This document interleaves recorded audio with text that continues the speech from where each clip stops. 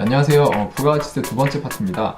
지난 영상에서는 부가가치세의 정의 그리고 부가가치세의 과세 대상은 어떤 사업자인지를 알아봤었죠. 오늘은 부가가치세율하고 부가가치세의 계산 방법 그리고 절세할 수 있는 방법을 정리를 해보겠습니다. 우선 부가가치세율은 간단해요. 종합소득세는 세율이 무슨 6%에서 42%니 하면서 좀 복잡했잖아요. 근데 부가가치세율은 그냥 항상 10%예요.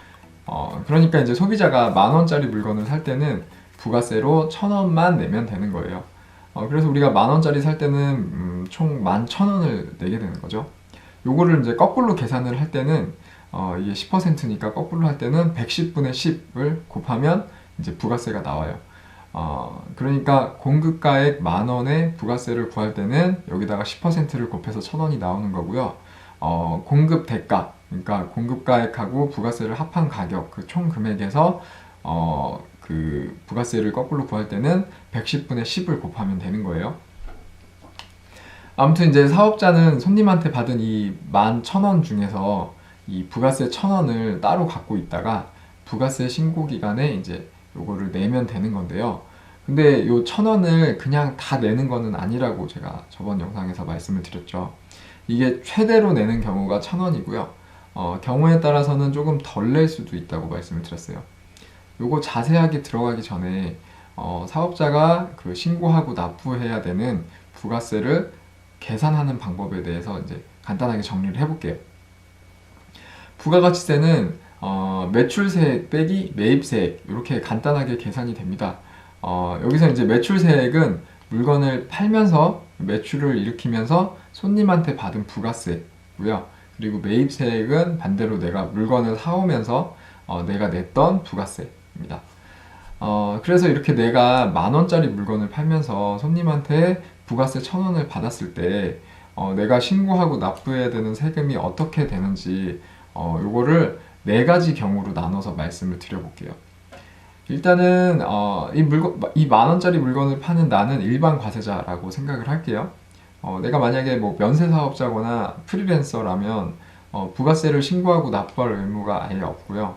또 내가 간이 과세자라면 매년 1월 달에 이제 부가세를 신고하고 납부를 하긴 해야 되는데 간이 과세자는 이 부가가치 세율이 조금 다르게 적용이 되기 때문에 요거는 이제 나중에 일단 요 기본적인 지금 설명드리는 내용을 다 이해하고 나서 이 마지막에 간이과세자에 대해서 따로 정리를 해보겠습니다. 그래서 이제 일반 과세자가 10,000원짜리 물건을 부가세 1,000원을 포함해서 11,000원에 파는 경우에 그 10,000원짜리 물건을 만드는 이 과정, 특히 이 재료를 사오는 과정에 따라서 이 4가지 경우로 쪼개서 생각을 해볼 수 있는데요. 첫 번째는 이 10,000원짜리 물건을 만들기 위해서 재료를 이제 3,000원어치를 사오는 거예요. 근데 이 3,000원어치를 전부 다 일반 과세자한테 사오는 겁니다. 그러면 일반 과세자한테 물건을 사올 때는 내가 또 부가세를 줘야 되잖아요.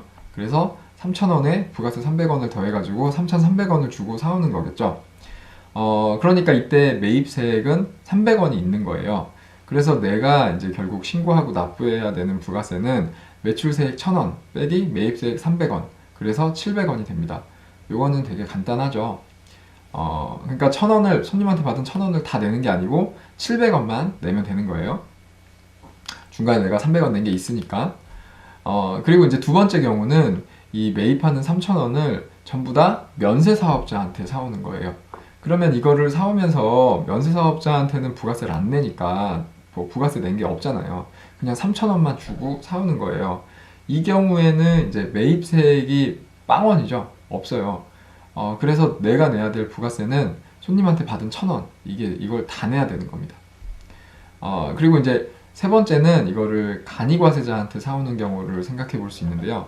간이과세자가 조금 문제가 될 수 있는 게, 이 간이과세자는 물건을 팔 때는 부가세까지 다 받아요. 왜냐면 이제 간이과세자들도 부가세 신고를 하긴 해야 되거든요. 그러면서 약간의 부가세를 신고하고 납부를 해야 되기 때문에 부가세를 받을 때는 똑같이 다 받아요. 일반 과세자들처럼.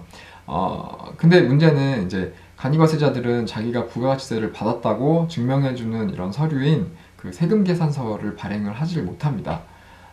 사실 이 세금 계산서가 있어야지만 이게 매입세액으로 인정을 받을 수 있는 건데, 간이과세자한테 사온 거는 이 세금 계산서가 없기 때문에 부가세 매입 세액공제를 하나도 못 받아요. 그래서 내가 이거 3,000원어치 사오면서 300원 주고까지 포함해서 3,300원을 지급하고 물건을 사왔지만 이거를 간이과세자한테 사왔을 때는 부가세 매입 세액공제를 하나도 못 받기 때문에 이 매출세액 1,000원을 그대로 다 신고하고 납부해야 되는 거예요. 그래서 이제 부가세를 신고해야 되는 일반 과세 사업자들은 아무래도 간이과세자하고 거래를 하는 게 좀 불리할 수 있는 거죠. 이제 마지막으로 이제 네 번째 경우는 앞에 이 두 번째 경우처럼 그 면세 사업자한테 사오는데 품목이 농산물, 수산물, 축산물, 임산물 뭐 이런 걸 사오는 거예요.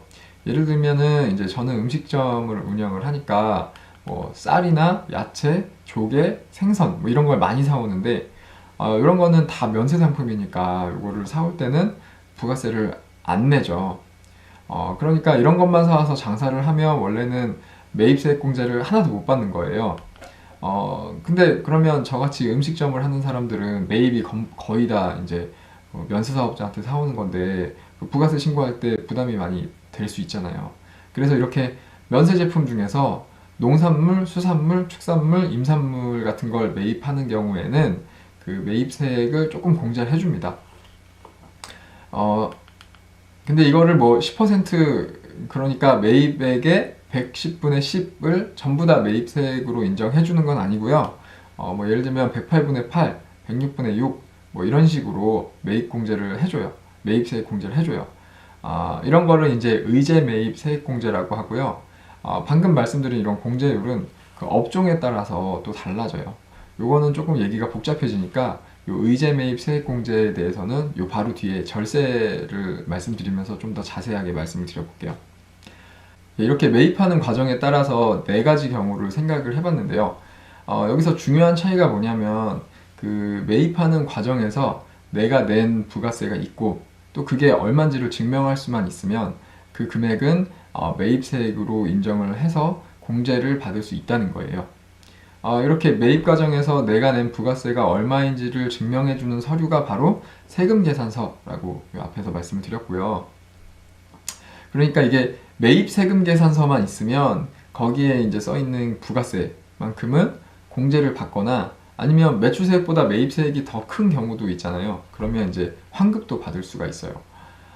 참고로 이제 신용카드나 현금영수증은 세금계산서를 대신할 수 있거든요. 이건 부가가치세법에 나와 있는 내용이고, 그래서 이제 신용카드로 계산을 하거나 현금영수증을 받아두면 굳이 뭐 세금계산서를 따로 안 받아도 괜찮습니다. 근데 이 세금계산서는 일반 과세자만 발행이 가능한 거고요. 면세사업자나 간이과세자는 발행을 못해요. 그 면세사업자는 세금계산서 발행을 못하고 그냥 계산서라는 걸 발행을 하고요. 그래서 아까 말씀드린 그 의제매입 세액공제를 받으려면 면세사업자한테 계산서를 받는 것도 되게 중요하고요. 그리고 간이과세자는 그냥 영수증만 발행을 할 수 있기 때문에 간이과세자한테 매입을 한 거는 부가세 공제를 아예 못 받습니다. 아시겠죠? 뭐 여기까지 정리를 하면 이제 부가가치세는 매출세액 빼기 매입세액이다라는 거고요. 이렇게 뭐 좀 매입하는 그 과정에 따라서 부가가치세 신고하고 납부해야 되는 그 부가가치세 금액이 달라질 수 있다라는 거고, 그리고 이제 마지막으로 이제 여기 뭐 확정신고 기간에 이거 부가가치세를 신고할 때는 이렇게 계산한 뭐 매출세액 빼기 매입세액 이렇게 계산한 금액에다가 경감세액 공제, 가산세, 기납세액 같은 거를 이제 더하거나 빼주면 되는 거고요. 참고로 경감세액 공제는 부가세 신고를 이제 전자신고로 하는 경우에 뭐 이렇게 신고하는 건당 10,000원씩 깎아주는 거고요. 그래서 1년에 최대 20,000원씩 요거 세액공제를 받을 수 있고, 그리고 전자세금계산서를 발급하면 건당 또 200원씩 연간 최대 100만원을 깎아주기도 하고요. 그리고 또 택시 운송 사업자들한테만 해당되는 경감세액공제가 뭐 있다고 하고요. 그래서 이런 거에 해당되는 게 있으면 이런 거 이제 꼼꼼하게 챙겨가지고 뭐 세액공제 받으면 되겠죠. 부가가치세 계산 방법은 뭐 이 정도로 정리를 하고요. 여기까지만 잘 알면 아마 충분할 거예요. 그럼 이제 부가가치세를 절세하는 방법을 알아보겠습니다. 그 부가가치세를 절세할 수 있는 방법은 딱 세 가지밖에 없어요. 그 종합소득세는 절세할 수 있는 방법이 되게 많았잖아요. 좀 복잡했는데 거기에 비하면 이게 상당히 단순한 편이죠. 근데 또 부가가치세도 금액이 꽤 큰 편이라 요 세 가지 정도는 좀 정확하게 알고 계셔야 그 사업을 하면서 세금 부담을 많이 줄일 수가 있을 거예요. 결론부터 말씀을 드리면 부가가치세를 아낄 수 있는 첫 번째 방법은 매입 자료를 잘 챙긴다. 그리고 두 번째는 아까 말씀드렸던 그 의제 매입 세액공제를 최대한 활용한다. 그리고 마지막 세 번째는 신용카드 매출전표 발행공제 제도를 활용한다입니다. 요거는 이제 한 가지씩 말씀을 드려볼게요. 첫 번째, 매입 자료를 잘 챙긴다. 이거는 사업의 기본 중에 기본입니다. 이게 가끔 보면 뭐 부가세 10%를 아끼겠다는 생각으로 세금 계산서를 안 끊는 경우가 있어요. 예를 들어서 이제 제가 가게에 인테리어 리모델링 공사를 했어요. 공사비가 5천만 원이래요.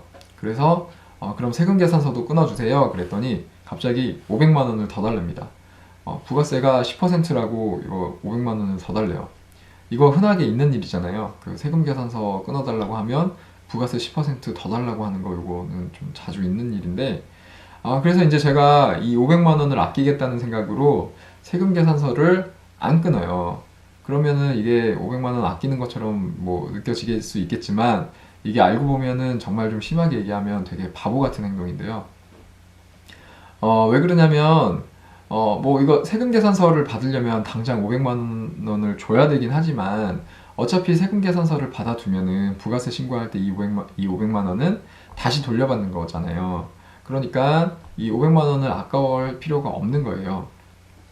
그러면은 어차피 이거 줬다가 다시 부가세 신고할 때 돌려받을 거 뭐하러 귀찮게 주고 받고 하냐. 그냥 처음부터 안 주면 더 편한 거 아니냐고 생각을 할 수가 있는데 이게 부가세 신고로 끝나면 뭐 그 말이 틀린 건 아닌데 근데 이게 또 종합소득세 신고 때까지 이어지거든요. 그러니까 내가 세금 계산서를 잘 받아두면은 이거 부가세 신고 때도 500만 원 그냥 돌려받고 그 세금 계산서 가지고 이제 종합소득세 신고할 때 이 5천만 원 지출한 거에 대한 증빙 자료가 되기 때문에 뭐 이 종합소득세 신고할 때 내 소득에서 5천만 원이 그냥 빠지는 거예요.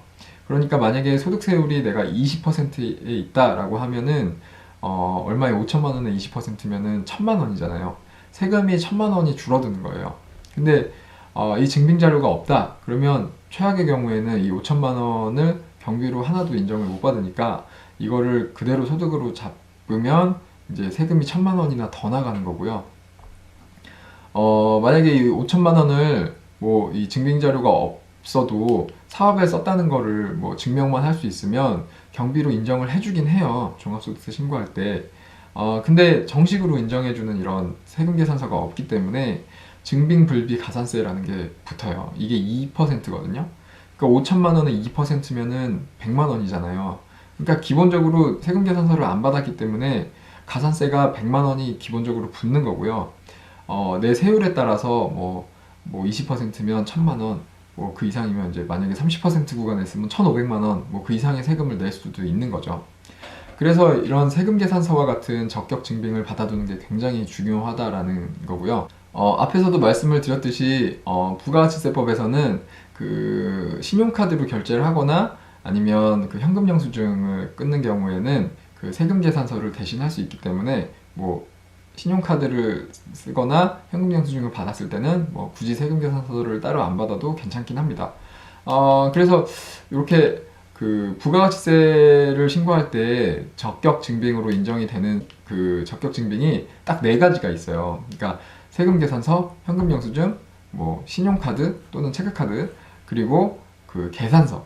계산서는 뭐 부가세랑은 상관이 없지만 그 의제 매입 세액공제 때 이제 쓸 수 있기 때문에 그래서 요 네 가지 적격 증빙을 잘 챙기는 게 부가가치세 절세의 핵심이고요. 이게 또 종합소득세 절세로도 이어지기 때문에 이 적격 증빙을 잘 챙기는 습관을 기르는 게 굉장히 중요합니다. 아시겠죠? 이제 뭐 이런 영수증은 돈이다라고 생각하고 무조건 이제 잘 챙겨 두시는 게 좋겠습니다. 예, 그리고 두 번째로 의제 매입 세액 공제는 그 아까도 잠깐 말씀을 드렸듯이 그 원래는 이제 면세 사업자한테 사온 거는 매입 세액 공제가 안 되는 건데 이걸 좀 해주겠다라는 거고요. 여기서 뭐 의제라는 말이 좀 되게 생소한데 이거 사전을 찾아보면 본질은 다르지만 법률에서 동일한 것으로 처리하여 동일한 효과를 주는 것이라고 되어 있습니다. 그러니까 이거 좀 말이 어려운데 쉽게 생각하면은 뭐 원래는 안 되는 건데 뭐 되게 해주겠다 뭐 이런 뜻 같고요.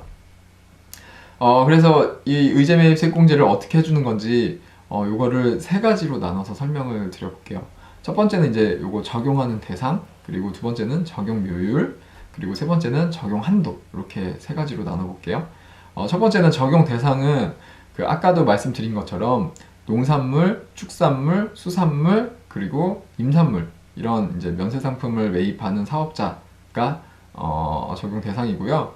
그러니까 이런 면세 제품을 매입하는 사업자한테만 그걸 적용을 해주는 거고, 두 번째는 이제 적용해주는 요율, 얼마를 적용을 해줄 거냐. 그거는 지금 여기 표 보이시죠? 여기 표 요거는 부가가치세법 시행령 84조에 나온 거를 그대로 갖고 온 건데요. 적용 요율은 여기 보시는 것처럼 업종에 따라서 차이가 있어요. 이게 100분의 4, 100분의 8 뭐 이런 식이라 느낌이 잘 안 올 텐데요. 이게 원래 부가세율이 10%니까 이거 거꾸로 계산할 때는 110분의 10이라고 말씀을 드렸잖아요. 그러니까 11,000원에다가 110분의 10을 곱하면 뭐 1,000원인 것처럼 이걸 곱하면 되는데 일반 음식점인 경우에는 이제 요 의제 매입 세액공제 해줄 때 108분의 8을 해줘요. 그래서 요거를 11,000원에 적용을 해보면, 그러니까 원래는 11,000원에 10% 적용할 때는 1,000원인데 108분의 8을 적용을 하면 이제 815원. 그러니까 1,000원이 아닌 815원을 부가세로 인정을 해주겠다라는 거예요. 이게 뭐 10%일 때 그 1,000원보다는 좀 적지만 그래도 없는 것보다는 훨씬 낫잖아요. 그리고 이제 제조업 같은 경우는 좀 더 적게 104분의 4니까 요거 계산해보면 423원 정도 인정을 해주겠다는 겁니다. 이렇게 의제 매입 세액공제 적용 요율은 업종별로 차이가 있고요. 그리고 세 번째로 이 의제 매입 세액공제의 한도가 있습니다. 이거를 뭐 계산서가 많이 있다고 해서 무조건 다 해주는 건 아니고요. 한도가 있는데 이 한도는 또 사업자별로 달라요. 일단은 뭐 법인이냐 개인이냐에 따라서 다르고요. 또 개인 사업자는 매출액에 따라서도 이 한도가 달라져요. 우선 법인 사업자는 지금 표에 보시는 것처럼 매출액하고 상관없이 매출액의 30% 한도까지만 그 공제를 해주는 거고요. 개인 사업자는 매출이 2억 이하면 50%, 그리고 2억이 초과되면 40% 한도로 공제를 해줘요. 그러니까 예를 들어서 음식점이 매출이 1억이다. 그러면 1억에 50%면 5천만 원이잖아요. 그러니까 5천만 원까지 그 5천만 원어치 매입한 계산서에 대해서만 요 의제 매입세 공제를 적용을 해주고요. 나머지는 적용을 안 해주겠다는 거예요. 이때 음식점은 이제 108분의 8을 적용을 해주는 거니까 5천만 원에 108분의 8이면 370만 원이잖아요. 그러니까 그 의제 매입 세액 공제, 부가세 매입 세액 공제를 370만 원까지만 받을 수 있는 거예요.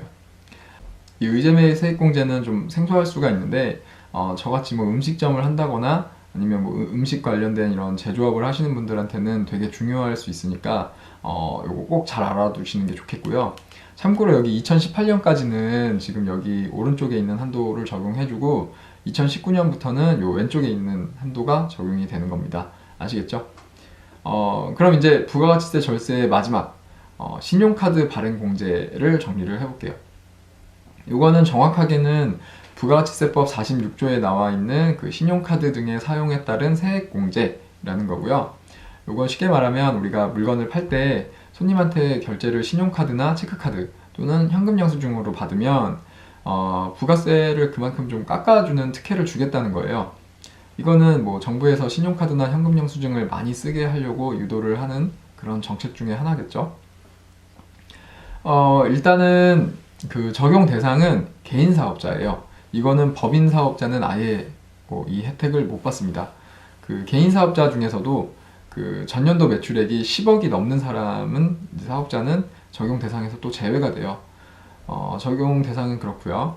그럼 이 신용카드 발행 공제가 어떤 거냐?